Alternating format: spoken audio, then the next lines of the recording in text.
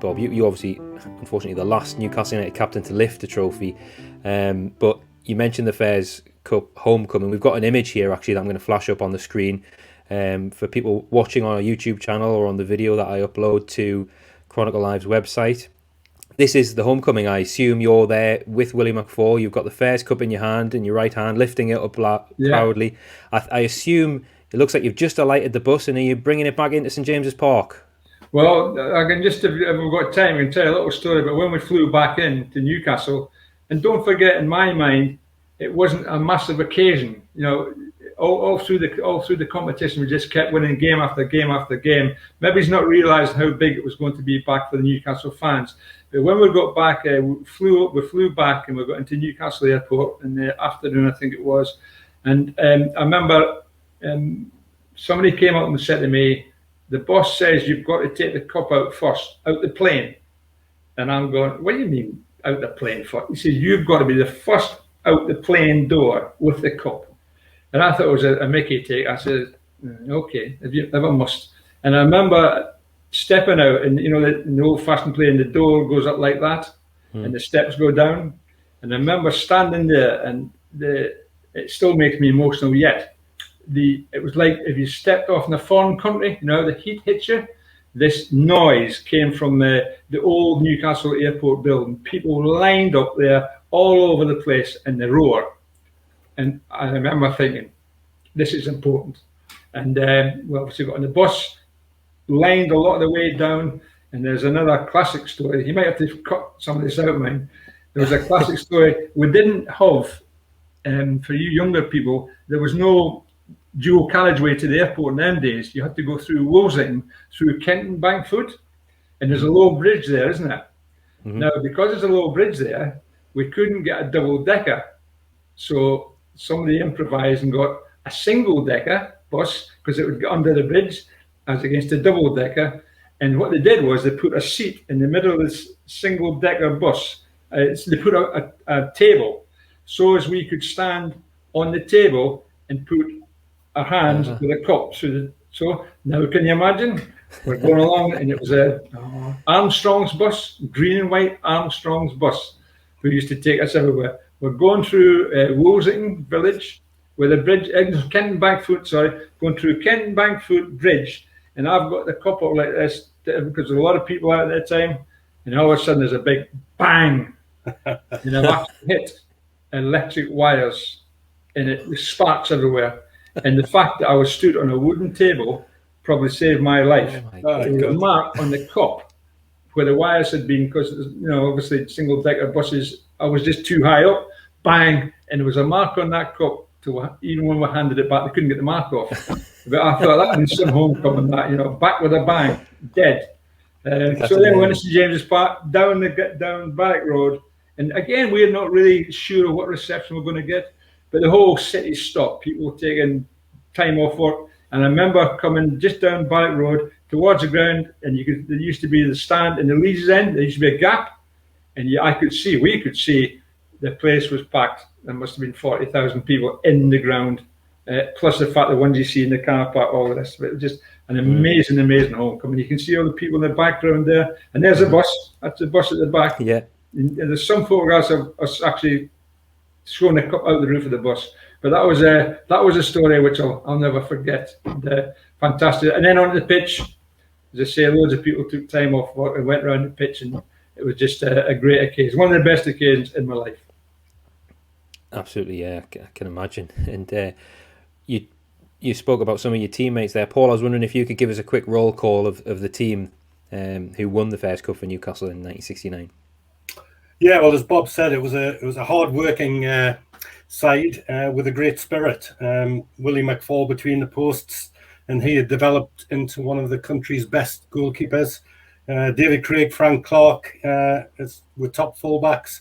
Centre of defence saw Bob with either Ollie Burton or John McNamee, two pretty solid and fearsome centre-backs. Midfield had two workers in Tommy Gibbon, Danish lad Benny Arentoft, and on the flank saw Jim Scott and Jackie Sinclair, with a young Alan Foggan breaking into the side. And up front, of course, Big Win Davies who the Continentals could never handle, partnered Pop Robson. And we've covered Big Win in a previous episode. But Pop Robson had 2-3 great seasons at that time for Newcastle United. Bob, any special particular memories of this legendary group? Oh yes, I think the biggest thing about them was it was a team spirit. I would say there was probably 2 groups in the team off the field.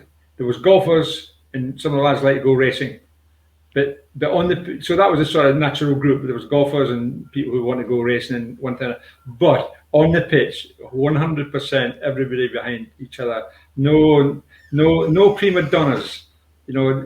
Everybody just did their job, did it as well as they could, and we had even when things were tough, we still dug in. And I think that was the proof of the pudding in the final. We managed to come back from absolutely getting hammered and still perform decently.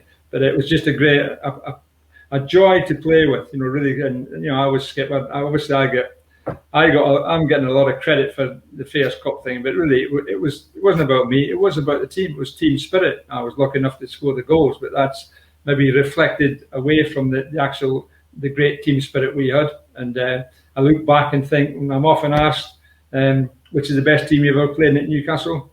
I would say the most talented team I played with in Newcastle, or captain, was the cup final team.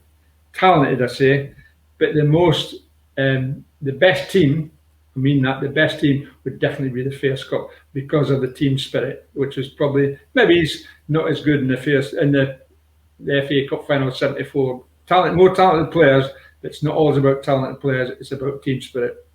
And we often do player focuses on what we call cornerstone players of Newcastle United's history. And Paul mentioned we covered Wyn Davies last episode, and Brian Pop Robson definitely qualifies, Paul. So can you tell us a bit about Pop, please? Yeah, well, in that season of 68-69, he scored 30 goals all told, including 7 in the Fairs Cup run. And he had a wonderful time at that point in his career.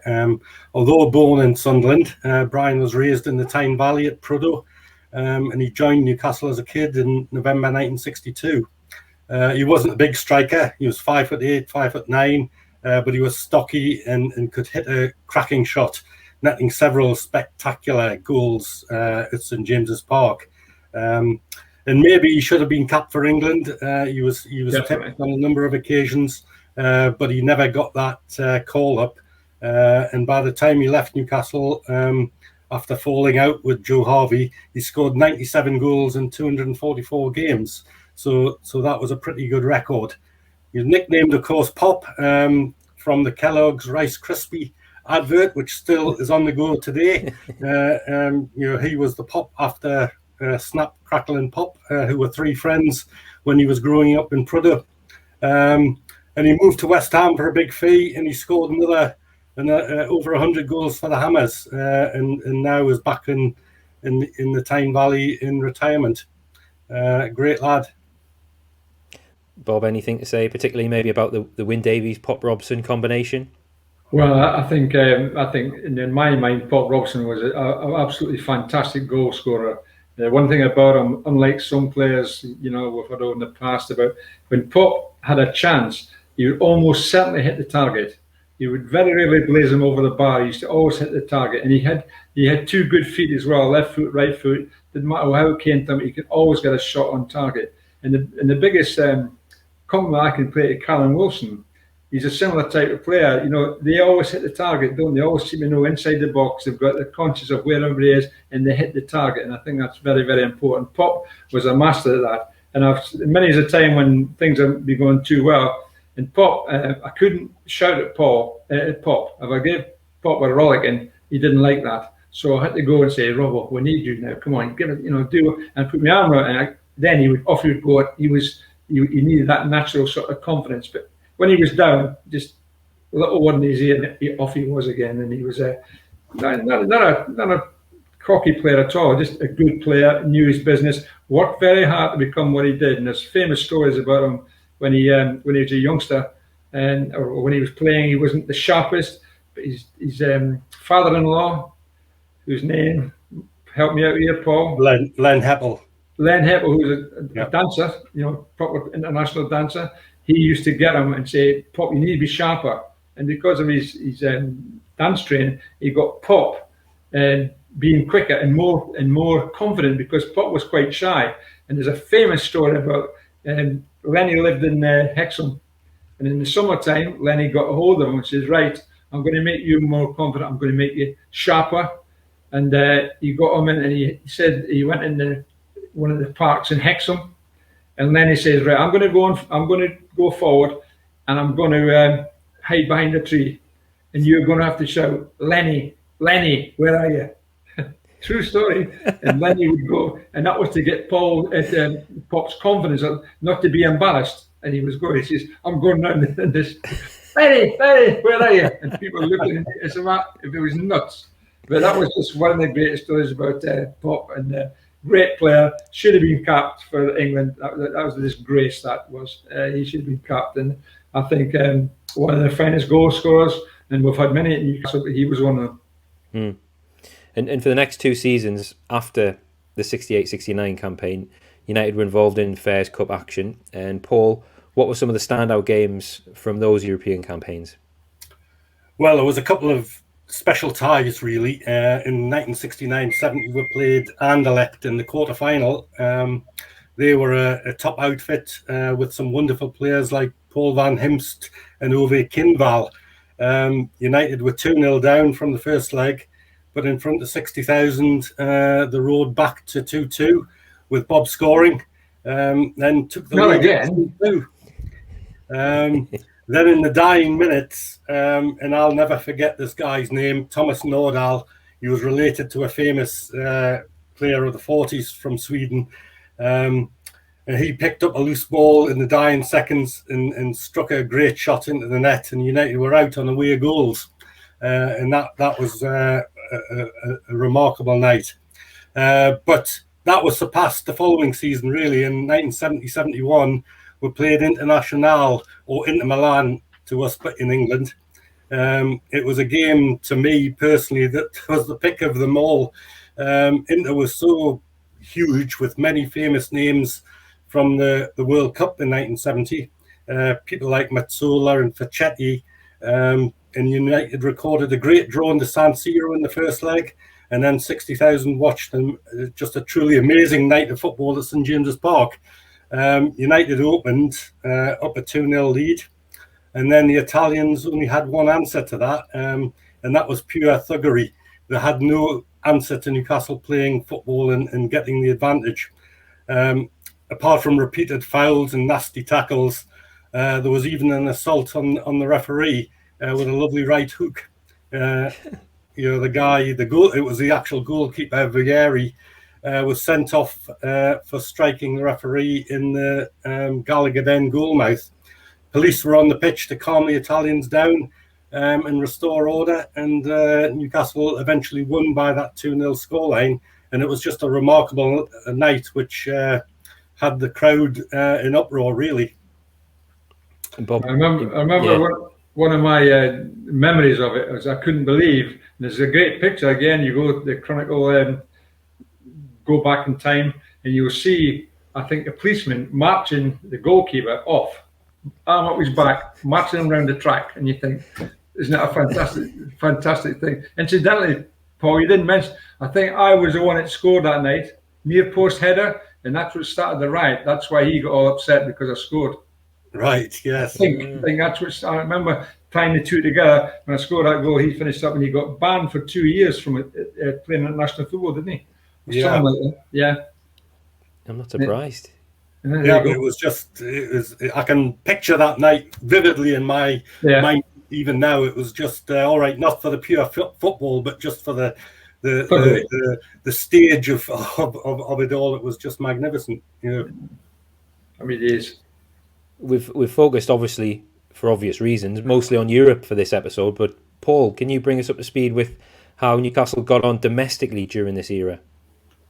Yeah, well, apart from the jetting around Europe in league and cup action or domestic cup action for those 3 seasons, United were a bit of an inconsistent side, mid-table, and really Europe took centre stage without doubt. There was an eye-catching FA Cup tie with the champions Manchester City in 68-69, when over 2 games, which were watched in front of 60,000 crowds, both at St James's Park and at the Old Main Road, United eventually lost 2-0.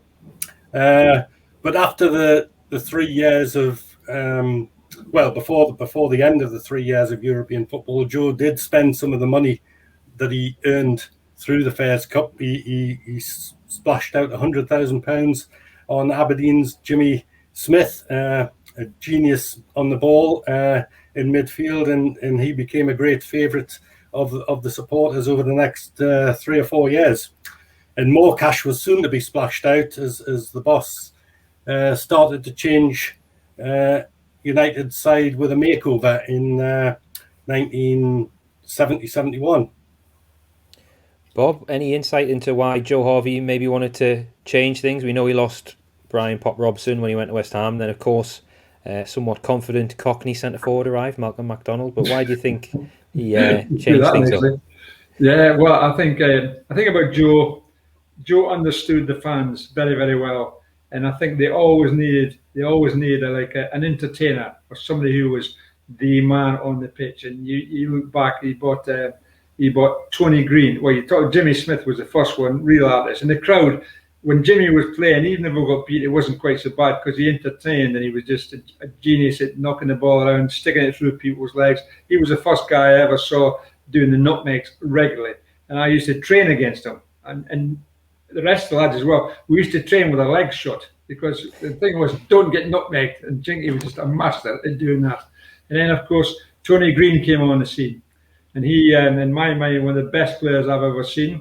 Unfortunately, he got injured, and I think he became a legend in 37 games because the fans actually remember Tony Green as a great player, great entertainer, a little bit like Peter Beardsley was, get the ball, attack players. You don't really got the ball and just say, I'm going to take him on, and he'd go at you.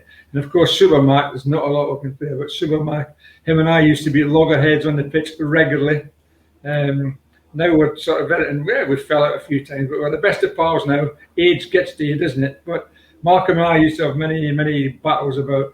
I used to say to him, "You're not doing this, and you're not doing that." And typical Malcolm, my job is to score goals. You give me the ball, and there's not a lot you could say because he did, and he was dynamic, absolutely dynamic. When he picked, Camille says to me, he was one of the most exciting players. Whenever he got the ball. Even us, we say, "Oh, that's the mortgage paid," because he would just go past people, and he didn't have a lot of. He wasn't like a Peter Beers who could take people on, or a Tony Green. Martin just got the ball and on his left foot, and I used to train against him. I know very, very much how good he was. I used to train against him and know that he was going to go to the left because his right foot was useless, and so I used to actually know that he was going to go left. But he would just look at me and just. More or less say, I know I'm going to go left, but I'm just too quick for you and I'm too strong. And he just, I was quite physical, but if you hit Malcolm, you knew you'd hit him because he was like a ton of bricks because his pace and his strength as well. And his left peg was just famous. It was fantastic. On his left peg, bang, terrific. And I just say him and I had many, many arguments about it. And I'm not afraid to say that because we've talked about it, but he was just a one-off super player, and you're right what you say, cocky, arrogant, all these things, but that's what made him a great player. He just wanted to put the ball in the back of the net. Yeah, well, from a fan's point of view, we've just experienced 3 magnificent years playing in Europe with the Wyn Davies and Bob Moncur side, the Fairs Cup side, and then we were just going to start another 5 years of the Super Mac era, and it was just magnificent being a Newcastle supporter. Even though in domestic football we never actually won anything, but we were entertained and we were excited virtually every game that we went to. And we're going to be covering the Super Mac era in next week's episode. And yes, the man himself is going to join us along with his best mate, John Gibson, legendary Chronicle writer. The two of them together, you will not get awarded edgeways. Yeah, well, that's the idea. That's the idea. We want the stories, and I'm sure both of them will give us them. of course, both still columnists for Chronicle Live today. They've got a lot to say. So, and they're going to join us for a special in-person recording of Chronicle to discuss that era. So don't miss it, listener. Bob, it's been a real honour to speak to you for this. We're thoroughly enjoying combing through the history of the club era by era, and to get your contribution to the Fairs Cup episode has been really, really special. And I speak for everyone else listening and everyone watching and everyone at Chronicle Live when I say thank you so much for joining us and doing what you did as a player in the 60s and 70s. Pleasure. Absolutely enjoyable. Yes. Good. So yeah, that's it. Thanks everyone for listening. If you have any Newcastle United history stories or observations, facts, stats, memorabilia, you name it, you can email us, theEIBWpodcast@reachplc.com, or tweet me at Ketchell on Twitter. Please subscribe to the Everything is Black and White podcast via whichever podcast platform you are using, and follow Chronicle Live's Newcastle United channels on social media. We're at Chronicle NUFC on Twitter, Facebook and Instagram. And if you're enjoying what we're doing with this history series, a nice 5-star review on iTunes would be brilliant if you have the time to do that. And last one from me, please stay up to date with everything black and white by subscribing to Chronicle Live's daily Newcastle United newsletters. These are free. Link to sign up to them is in our show notes. If you hit that and scroll down to Sport Newcastle United Updates, you can tick the box and you'll be signed up. Thanks so much for listening to Chronicled, the history of Newcastle United, with me, Matt Ketchell, Paul Joannou, and our very special guest, Bob Moncur.